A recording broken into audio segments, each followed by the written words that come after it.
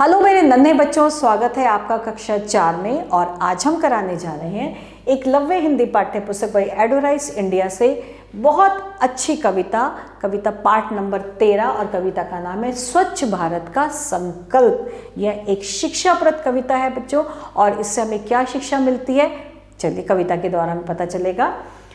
कविता प्रवेश। यह कविता स्वच्छ भारत अभियान को समर्थन देने वाली एक प्रेरणादायक रचना है।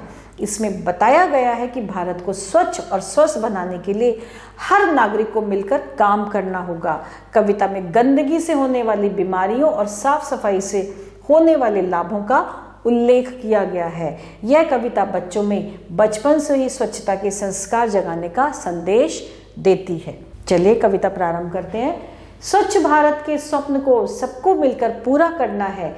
देश की प्रगति को तो अब हम भारतवासियों को ही सुनिश्चित करना है। माना कि मंजिल बहुत दूर है, फिर भी हिम्मत से आगे बढ़ना है। देश के बच्चों बूढ़ों को अब एक ही रफ्तार से आगे चलना है। साफ हो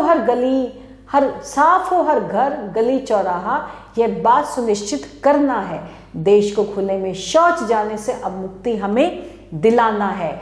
आओ मिलकर संकल्प करें कि सब कूड़ेदान का ही उपयोग करें। देश के कोने कोने को चमकाकर आओ नया इतिहास रचें। स्वच्छ भारत के एक स्वप्न को आओ मिलकर साकार करें।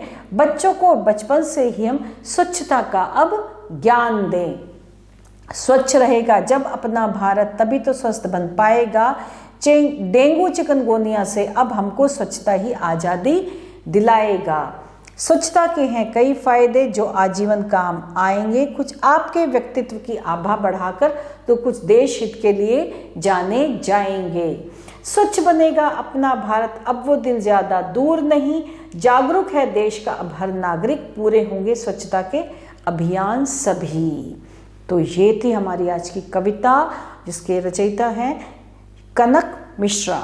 और अब है कठिन शब्द। स्वच्छ स्वप्न प्रगति सुनिश्चित हिम्मत चौराहा नागरिक अभियान हित व्यक्तिगत शौच मुक्ति स्वस्थ इतिहास और आजीवन। शब्दार्थ संकल्प यानी दृढ़ निश्चय, सुनिश्चित पक्का करना, मंजिल लक्ष्य, रफ्तार गति, चौराहा चार रास्तों वाला स्थान, मुक्ति छुटकारा, इतिहास बीता हुआ समय, ज्ञान जानकारी, कूड़ेदान कूड़ा डालने का पात्र, स्वप्न सपना, स्वस्थ निरोग, आज़ादी स्वतंत्रता, आभा चमक, अभियान योजना, नागरिक देश का निवासी, खुले में यानी बाहर, उपयोग का अर्थ है प्रयोग, फायदे लाभ, जीवन भर उम्र भर, कोना कोना यानी कि हर हिस्सा। और हमसे प्रश्न पूछा है कविता किस विषय पर आधारित है? कविता स्वच्छता पर आधारित है। कविता के रचनाकार कौन है? श्री कनक मिश्रा। कविता में कौन कौन सी वर्गों को शामिल होने के लिए कहा गया? बच्चे बूढ़े सभी वर्गों को शामिल होने के लिए कहा गया है कविता में क्या उपयोग करने की सलाह दी है? कविता में कूड़ेदान को उपयोग करने की सलाह दी गई है। स्वच्छ भारत का सपना कब पूरा होगा? जब सबके दिलों में, सबके दिमाग में, सबके मन में ये होगा कि हमें अपने गली, हर चौराहा, घर ही नहीं अपितु पूरे देश को चमकाना है। तब स्वच्छ भारत का सपना पूरा हो जाएगा, जब सबके दिमाग में ये होगा, सबके दिल में ये होगा कि हमें अपने देश को स्वच्छ रखना है, चमकाना है। और अब है सही विकल्प पर सही का निशान। तो सबसे पहले कविता के अनुसार कौन कौन सी बीमारियां हो सकती हैं? जुकाम, बुखार, चिकनगुनिया, पेट दर्द, चिकनगुनिया। हर गली और चौराहे कैसे होने चाहिए? साफ, गंदे व इनमें से कोई नहीं, साफ। वाक्यों के सामने सही या गलत का निशान लगाएंगे।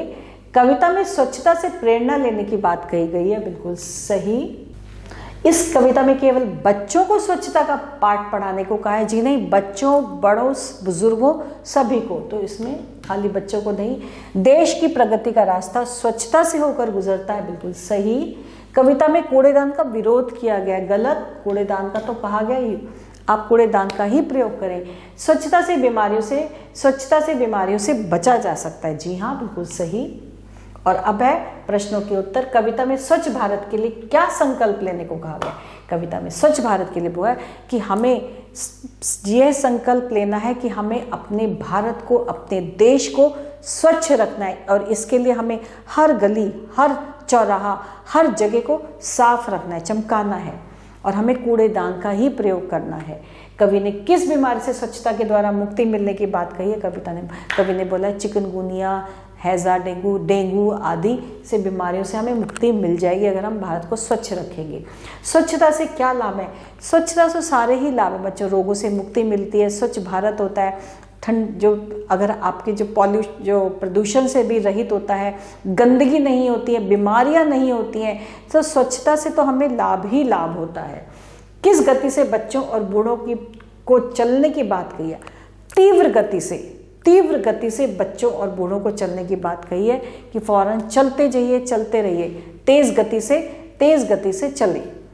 किसके द्वारा स्वच्छता का सपना पूरा किया जा सकता है? अगर हम बच्चों में बचपन से ही उनके अंदर ये भाव डालें, उनको बचपन से ही हम उनको सिखाएं कि हमें अपने घर को, अपने गली को, अपने चौराहे को, अपने देश को साफ रखना है। बचपन से ही उनके मन के अंदर ये वाली भावना को जागृत करते हैं स्वच्छता का, तभी हमारा जो सपना है पूरा किया हो सकता है, तभी हमारा देश जो है वो साफ स्वच्छ रह सकता है।